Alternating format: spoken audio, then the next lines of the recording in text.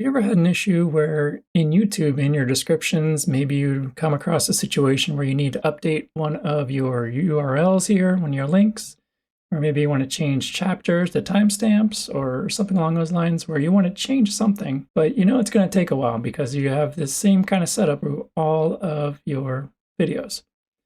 Doing this all by hand would be quite annoying. But today I'm going to show you how to create a n8n workflow that will actually go in and find what you want it to find and then replace it for you automatically. Okay, so for this example, let's change links to useful links and chapters to timestamps. So with this workflow, you can do two at the same time if you choose, or if you just want to do one, you can do that too. First off, we do need to set up a Google Sheet. I have just a basic one here set up, so find will be what it's looking for, and then replace with would be what it replaces. Then down at the bottom, we have description, so that's what it's going to be looking through. The results, I have a title, video ID, original description, updated description, and date updated. And then undo has the same kind of things. I just copied the titles over. So like I said, we're going to change links to useful links and chapters to timestamps. We go over to the n8n, this is the workflow. So it's gonna, here, I'll just run it first. We actually get some information. And like that, it's done. I have it set up for just one video right now, just for a demo, but if we were to refresh this, we should now see links become useful links and chapters became timestamps. So within seconds, that's done. If we go into here, it's going to get the rows from the description. So we got row 1, which was, or sorry, row 2, which is find chapters, replace with timestamps. Row 3, links with useful links. It's then going to do some code to combine them into an array of replacements. And then in another code node, it actually goes through each one of these objects in the array and searches and replaces. I'm going to have a link for this whole workflow in the description that you can just copy and paste. You don't need to necessarily copy the code. I just wanted to let you see it if you were interested.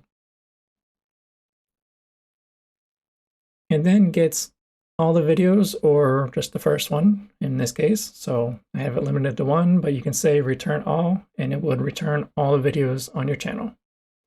Make sure you are authenticated with YouTube to get this. I just posted a video about that. I'll link it up in the corner. But as you can see on the right, it gives you some of the information we need, but not all of it. So it gives you the description, the title, channel ID, which we don't really need, but the video ID is necessary, the description, and the title.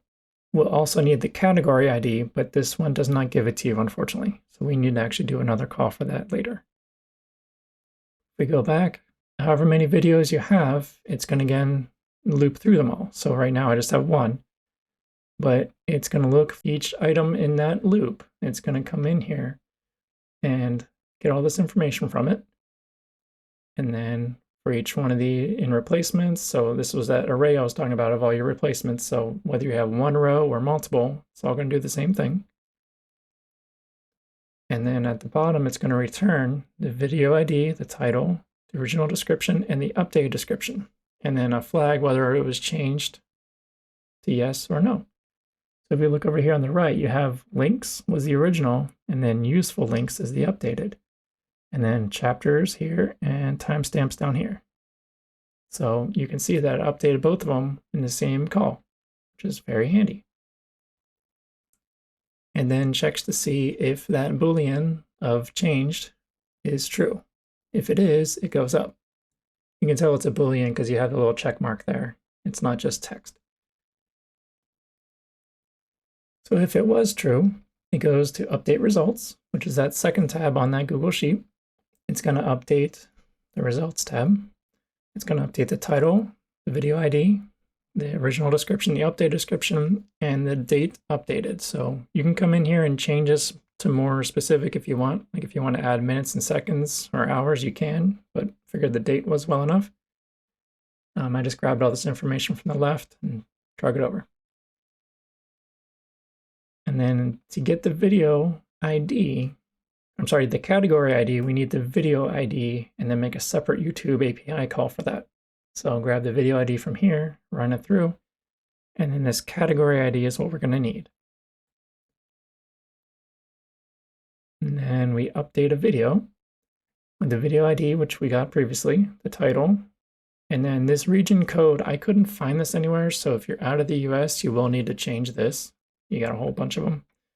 I couldn't find that anywhere in any of the API calls I tried. So you just had to manually change that. But the category name and ID, you grab that from that previous call, category ID, drag it over. And then the description, you want to choose that updated description. And if you look over here on the right, it gives you the results of the update, and you can see the useful links is there. So this is what is currently up on YouTube. If you look over here, I already showed that. So now if you want to do that for all of the videos, you can come over here and switch this to return all. It's then going to get all your videos and go through the whole process. So if it comes through here and says no change, it's going to come through, update that results tab again, update the title, the video ID, original description, and then the update, I say no changes made, just for a peace of mind kind of a deal, and just so you know it for sure did not change anything. And just for example, I'm going to run that through with just that one video. I didn't change that Google Sheet at all. And now we have it set to no changes made. If we go back to the Google Sheet, we go to the results tab, we can now see the original one it updated with the links, the useful links and chapters, the timestamps. And down here, we ran it the second time, and the useful links didn't change and the timestamps didn't change, so no changes made. I didn't put the date updated because I didn't feel it was necessary. You can always put that in if you want. As you can see, I also have this undo tab. So if for whatever reason you made these changes and it's not the way you want it to be, I actually have a little flow down here to fix that. So you would have to come in and filter out which ones you want to change first. So say for instance, I want to switch back to this first one.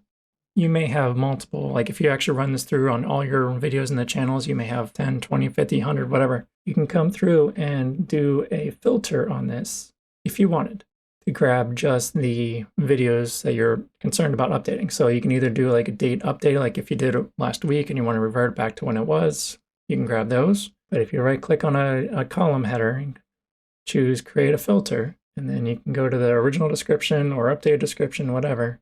Choose that, and then filter by condition. You can say is text contains, and then put in whatever you want it to be. We'll say links, for instance. You see what I'm trying to say. You can always filter it so it just has what you want to update. So if you have multiple, you will come through, select them all, go to the undo tab, paste it in here. So now what this undo tab is going to kind of do the same thing, but it's going to grab the original description instead of the updated description. We go back to n8n. This will be included in the workflow as well.